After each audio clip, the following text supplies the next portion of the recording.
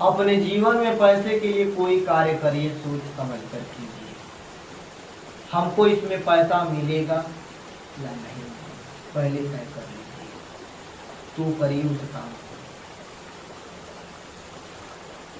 और ये आपके अंदर होना चाहिए कि हमको कितना पैसा मिल रहा है, कितना नहीं मिल रहा है। इससे हम आने वाले समय में कमाते कमाते किसी व्यापार को कर पाएंगे, नहीं कर पाएंगे, ये सोच लीजिए। ये जब सोच लेंगे तो आपके अंदर फील महसूस होगा, आपके अंदर कल्पनाएं बनेंगी, और जब आपके अंदर कल्पनाएं बनेंगी तो कल्पना ही रूप धारण करती है। जानते हैं, आप जो करते हैं ना, जो कहते हैं ना, उसका रूप बनता है, मगर आपको मालूम नहीं होता है। आपके शरीर में ऐसी व्यवस्था है, ऐसी व्यवस्था है, आप समझ नहीं पाते। आपने एक चीज जाना होगा, आपने पढ़ी होगी विज्ञान, तो आप जानते होंगे कि हर वस्तु को सुखती है। हमारे अंतःकरण में सफलता का रहस्य छुपा हुआ होता है। हमारे अंतःकरण में सफलता का रहस्य छुपा होता है, मगर हम पहचान नहीं पाते हैं अपने आप को। पहचानने से इनकार कर देते हैं अपने आप को। हम तो अंधकार में पड़े हैं। जब तक हमारे पास विवेक नहीं है, जब तक हमारे पास ज्ञान नहीं है, जब तक हमारे पास सच्ची बुद्धि नहीं है, तब तक हमको सफलता नहीं मिल सकती। क्योंकि हमारे पास विवेक नहीं है, इसलिए हमको सफलता नहीं मिल सकती। हम जैसे हैं वैसे बने रहेंगे, जीवन बढ़ता जाएगा। जब से हम माँ के गर्भ से पैदा होते हैं ना, तब से हमारा जीवन बढ़ता नहीं है। बहुत लोग कहते हैं कि जीवन बढ़ रहा है, जीवन बढ़ नहीं रहा है, घट रहा है। जब से आप माँ के गर्भ से पैदा होते हैं, मृत्यु उसी दिन से आपका पाछा कर लेती है। आपके ताक में हमेशा रहती है, वो ताकती रहती है, देखती रहती है कि कब समय पाए और कब आपको और हमको सबको दबोच ले। किसी को आज लेती है अपने गोद में, किसी को कल लेती है, किसी को परसों लेती है, लेती है सबको। उसके गोद में जाने से पहले क्या आपने थोड़ा सा भी विचार नहीं किया कि सूखी लकड़ियों में जलने से पहले जीवन में ज्ञान में जलना सीख जाइए, बुद्धि में जलिए। एक बार अग्नि में जलने से पहले अपने ज्ञान में जलिए, अपने अस्तित्व में जलिए, ज्ञान में जलिए, अनंत में जलिए, तो आपकी भलाई है। व्यापार में जलिए, सूखी लकड़ी में जलने से पहले, पानी में बहने से पहले ज्ञान में बह जाइए, सफलता के व्यापार में बढ़ जाइए। जब आपके पास सफलता रहती है ना, सफलता मिल जाती है ना, क्यों मैं बार बार आपको सफलता का प्रयोगात्मक बताता रहता हूँ, रचनात्मक बताता रहता हूँ? क्योंकि जानते हैं, जब सफलता हमको मिल जाती है, हमको चाहे, आपको चाहे, अन्य किसी को भी सफलता मिल जाती है, तो सफलता मिलने के कारण पीछे हमारे आनंद का बहुत बड़ा रहस्य छुपा होता है, मगर हम समझ नहीं पाते हैं। और जानते हैं, जब सफलता मिल जाती है तो सफलता मिलने का एक ही कारण होता है, हमारे पास रोटी हो गया, कपड़ा हो गया, मकान हो गया। इतना ही नहीं, आपके पास आपने जो चाहा, आपने अपनी मन मुराद गाड़ी खरीद ली, आपने अपने मन मुराद कपड़ा पहन लिया, अपने मन मुराद अपने माता पिता का इच्छा पूरा कर दिए, आप जैसा चाहते थे वैसा हो गया। आप हर चीज़ लाके पढ़ सकते हैं, आप हर चीज़ जान सकते हैं, आप हर चीज़ दुनिया देख सकते हैं। लेकिन आप जब साधारण बने रहेंगे तो दुनिया को देखना दूर, आप दुनिया को समझ नहीं पाएंगे। एक मेढक का हम उदाहरण हम सभी लोग लेते हैं। ऐसे हजारों लाखों मोटिवेशनल मोबाइल पर आते हैं तो सभी लोग मेढक का नाम लेते हैं। आपने मेढक तो देखा ही होगा। मेढक शायद नहीं सत्य है। जब वो कुआं में रहता है ना, तो ये सोचता है कि बस दुनिया इतना ही, इससे आगे नहीं दुनिया है। और जब बारिश होती है, कुआं जल भराव होता है, जल भरता है, जब मेढक बाहर निकलता है तो अपनी आंखें पसार कर देखता है, वो हो मैंने तो बहुत गलत सोच लिया, मेरे मन में तो बहुत गड़ा मन गढ़ंत विचार पैदा हो गया, मैंने तो अफवाहें अपने अंदर पैदा कर ली थी। दुनिया बड़ी है, ये तो दुनिया बड़ी है, दुनिया बहुत बड़ी है। दुनिया को देखकर आपको समझ जाना चाहिए कि अगर अगला इंसान सफल हो सकता है तो मैं क्यों नहीं, अगला इंसान धन प्राप्त कर सकता है तो मैं क्यों नहीं, अगला इंसान गाड़ी खरीद सकता है तो मैं क्यों नहीं, अगला इंसान सोने की कलम से लिख सकता है तो हम क्यों नहीं, अगला इंसान अच्छा कपड़ा पहन सकता है तो मैं क्यों नहीं, अगला इंसान नए नए कोट, अगला इंसान नए नए जूते सब कुछ पहन सकता है तो मैं क्यों नहीं, अगला इंसान अच्छा घर बनवा सकता है तो मैं क्यों नहीं, अगला इंसान जमीन लेकर व्यापार की दुकान खोलकर चला सकता है तो मैं क्यों नहीं। दुनिया के सभी लोग जब सफल हो सकते हैं तो क्या आप नहीं हो सकते हैं क्या? अरे गोरखपुर जैसे शहर को ले लीजिए, बम्बई जैसे शहर को ले लीजिए, दिल्ली जैसे शहर को ले लीजिए, इन सभी शहरों का रचना करने वाले सिर्फ हम गरीब हैं।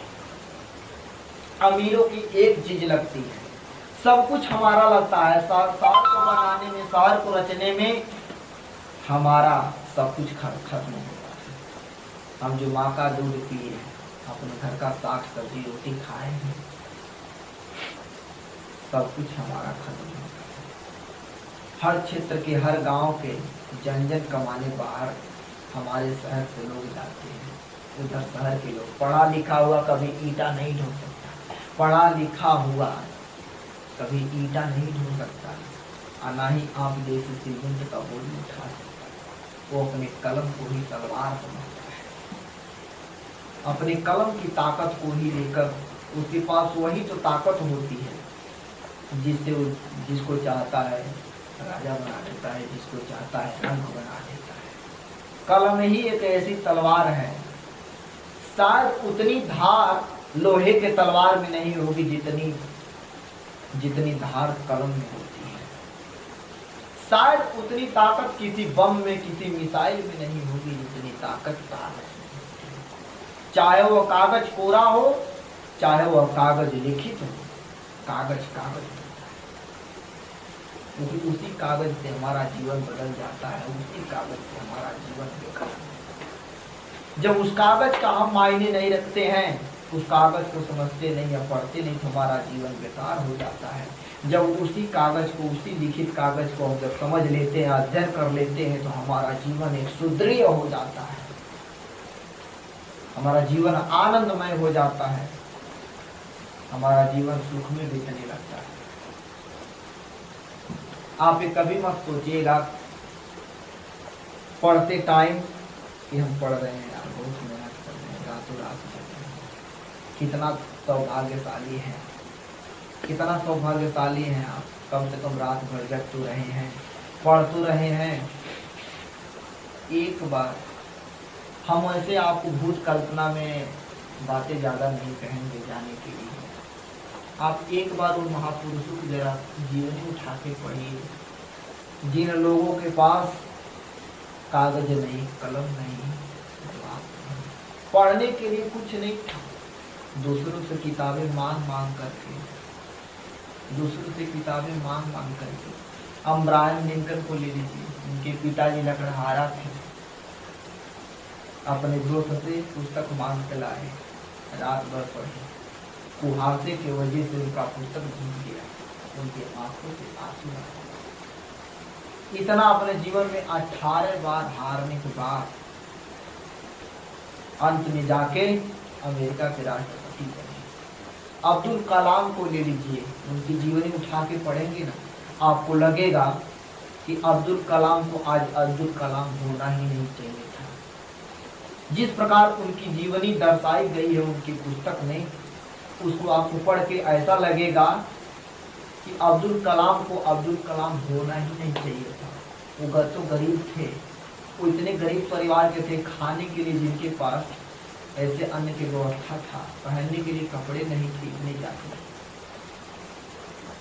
उनका जीवन किस तरह से कटता था, उनको तो वो नहीं होना चाहिए था, लेकिन फिर भी हो गया। आप धीरू भाई अंबानी के जिस दिन आप इतिहास लेकर पढ़ेंगे तो आपको इतिहास मिलेगा। धीरू भाई अंबानी पेट्रोल पंप पर तेल था।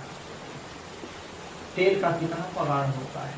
महीने का 10,000 का है, बहुत ज़्यादा तो 15,000। आप 15-16,000 में क्या 5-6 परिवार की, 8 परिवार की, 10 परिवार की खर्चा क्या चलाएंगे? आज के परिवार को पत्नी है तो पत्नी को साड़ी चाहिए, सूट चाहिए, श्रृंगार का सामान चाहिए। आप एक की इच्छा पूरा करने में ही पसीज जाएंगे। केवल एक का इच्छा पूरा करने में ही आप पसीज जाएंगे।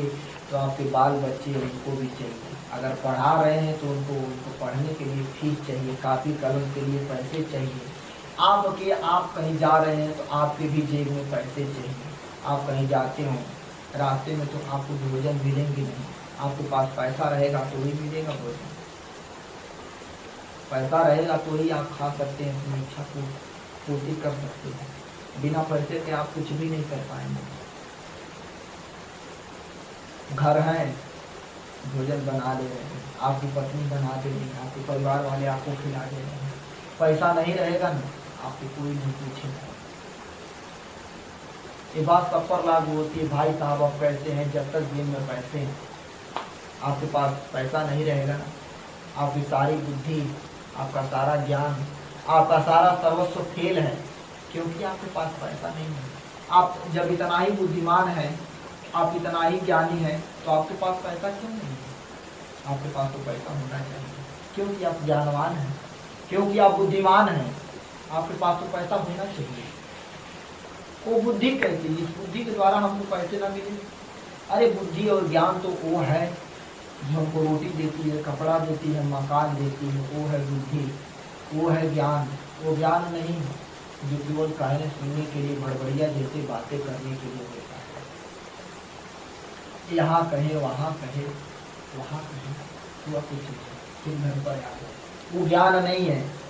ज्ञान वो है जो आपका जीवन बदल दे, वो है ज्ञान। बुद्धि वो है जो आपको सफलता दे दे, वो है बुद्धि।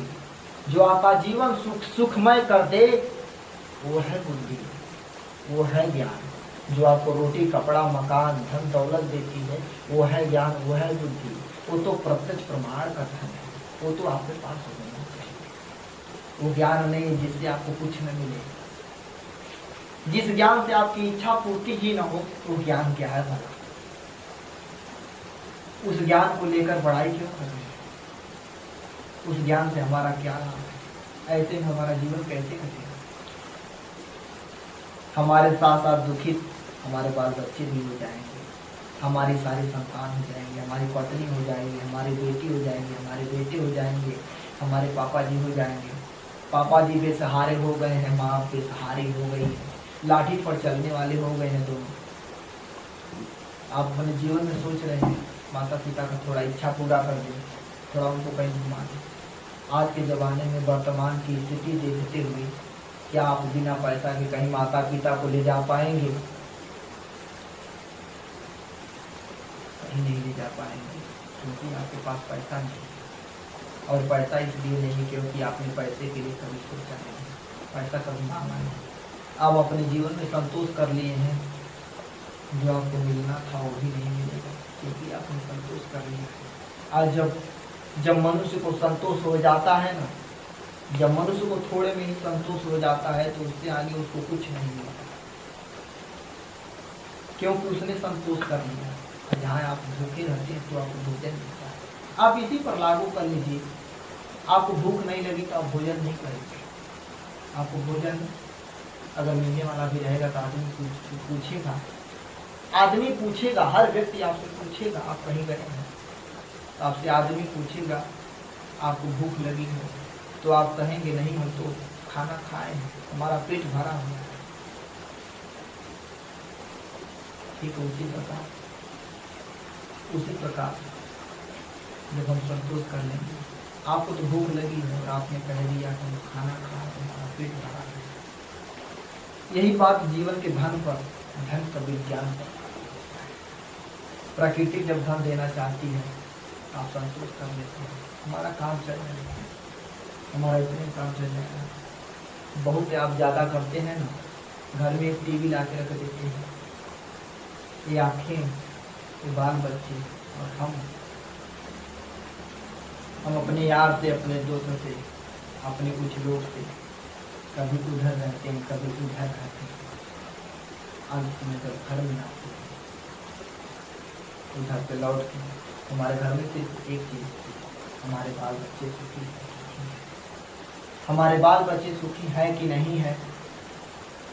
बाल बच्चे भी टीवी देख रहे हैं, टीवी देखने में आप भी रह जाते हैं। बाल बच्चों का जीवन जो खराब हो रहा है, आपका जो हुआ हो रहा है, आपके बाल बच्चे भी खराब हैं, आने वाली भी संतान। क्योंकि ना आप समझे अपने जीवन को, और ना ही अपने बच्चों को समझा पाए, और ना ही आपके बच्चे आने वाले बच्चों को समझा पाए। जिसकी एक पीढ़ी बेकार चली जाती है, एक बात अपने जीवन में याद रख लीजिएगा, जिसकी एक पीढ़ी बेकार चली जाती है ना, उसकी पीढ़ी सदैव बेकार होती रहती है। क्योंकि हमारा बाप अगर अनपढ़ है, गंवार है, तो हमको पढ़ने लिखने की बुद्धि कभी नहीं दे सकता। वो इतना तो कह सकता है बेटा पढ़ लो, बेटा पढ़ लो, इतना कह सकता है, मगर पढ़ा नहीं सकता। अगर बाप गरीब है, अगर पिताजी गरीब हैं, तो आपके अंदर तो समझ होना चाहिए, आप पैसे जुटाकर पढ़िए। अगर नहीं पढ़ना चाहते, नहीं स्कूली पढ़ाई पसंद है, आज तो पढ़ाई सिर्फ एक चीज के लिए किया जाता है, जानते हैं क्या? आज की पढ़ाई में समाज सुधारने के लिए, देश में क्रांति लाने के लिए नहीं की जाती। आज की किसी को सुधारने के लिए आज पढ़ाई की ही नहीं जाती। पढ़ाई सारे जगह की जाती है, डिप्लोमा से लगाए, पीएचडी से लगाए, सोसाइटी से लगाए, पीएचडी से लगाए, वकालत से लगाए, जज कलेक्टरी से लगाए, इंजीनियरिंग से लगाए। सारी पढ़ाई अगर की जाती तो जानते किस चीज़ के लिए? हमको अच्छी नौकरी मिले, हमको अच्छा घर मिले, अच्छा पैसा मिले, अच्छी शोहरत मिले, अच्छी पत्नी मिले, सिर्फ इस चीज़ के लिए की जाती है। अगर अच्छा अपने जीवन में पैसा पाना है तो अपने जीवन में स्कूली पढ़ाई मत पढ़िए। शब्द का ज्ञान आपके अंदर होना चाहिए। हम ये नहीं कहते कि आप 10-12